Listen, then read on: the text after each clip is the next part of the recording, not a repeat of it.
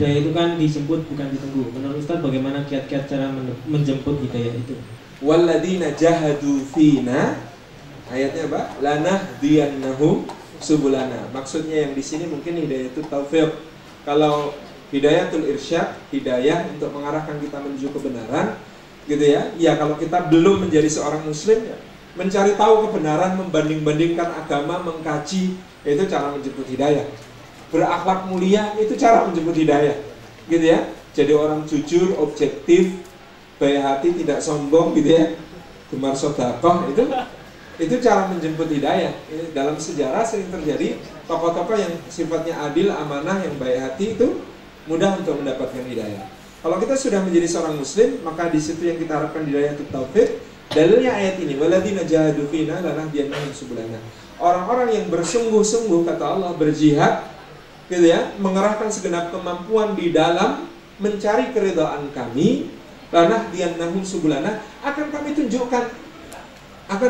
tunjukkan jalan untuk mencapai keridhaan kami itu. Jadi orang yang sungguh-sungguh mencari keridhaan Allah, sungguh-sungguh betul kita ini mencari keridhaan Allah Subhanahu wa taala, sungguh-sungguh dalam niat, sungguh-sungguh dalam tekad, sungguh-sungguh dalam ucapan, sungguh-sungguh dalam upaya, maka Allah akan tunjukkan hidayahnya. Dalam peribahasa Melayu, gitu ya.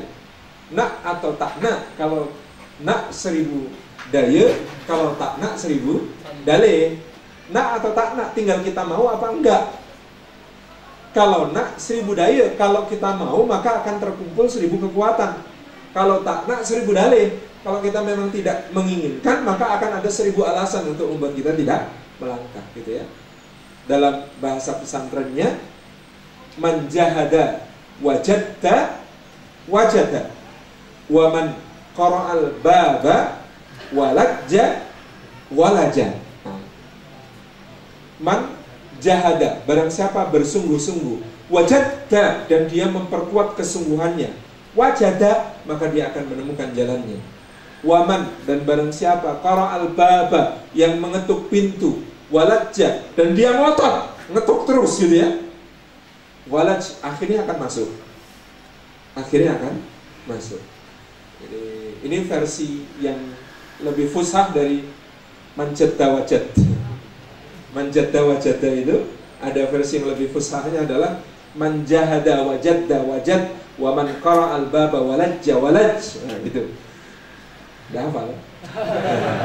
Gampang ya, gitu. Nanti bikin novel. Ada novel manjadda wajadda gitu ya, nanti. Ini man jahada wajadda wajad, lebih keren gitu ya. Jim sama dalnya lebih banyak. Jadi teman-teman yang bisa itu. Jadi caranya adalah dengan bersungguh-sungguh mencari keridhaan Allah. Apa yang sudah kita mampu lakukan, maka Allah akan bukakan jalan untuk melakukan yang belum kita mampu lakukan. Saya akhwat, saya tuh pengen jadi muslimah berakhlak mulia. Oke, caranya bagaimana? Mau pakai jilbab saya malu, akhlak saya masih jelek. Logikanya bukan begitu. Apa yang kita mampu? Mampunya beli kerudung dan pakai, lakukan dulu. Bahwa kemudian Allah akan menolong kita memperbaiki akhlak kita, insya Allah. Jangan nunggu akhlaknya bagus, baru kemudian, wah nanti kalau sudah akhlaknya bagus, yang penting menjilbabi hati dulu. Gimana cara menjilbabi hati itu, gimana caranya? Susah kan gitu ya. Jadi apa yang mampu dilakukan dulu, lakukan, Allah akan membukakan jalan berikutnya. Mampunya mengkhidbah, menyediakan mahar, lakukan. Soal punya rumah, punya mobil, nanti dulu, itu biar Allah SWT yang bukakan jalan. Kalau nunggu punya rumah, punya mobil, jenengan lama sering ditolaknya daripada terima. Soalnya sudah umur 45. Gitu kan? Jadi apa yang sudah kita mampu sekarang lakukan, maka nanti Allah SWT akan membukakan jalan-jalan berikutnya untuk lakukan. Dulu zaman saya masih muda, kayak seusia antum lah gitu ya, umur 18, 19 gitu ya. Waktu saya masih muda itu dulu ada stereotypingnya adalah akhwat yang pakai jilbab lebar itu perilakunya harus kayak Khadijah, keibuan, baik hati, tidak sombong, gemar sedekah, teduh gitu.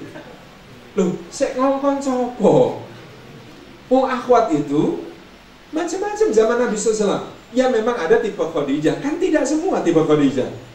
Ada tipe Nusaibah binti Ka'ab yang jago karate, semua orang kafir tantangin, yang mendekati Rasulullah dibanting. Ada tipe yang seperti Aisyah, ceria gitu ya. Bayangkan Aisyah itu kayak apa? Ceria, manja, romantis gitu ya. Ada yang cantiknya, cantik, memancar dan karismatik kayak Ummu Salamah gitu ya. Ada yang kayak Hafsah, berani getak dibales gitu kan. Hafsah itu kayak bapaknya.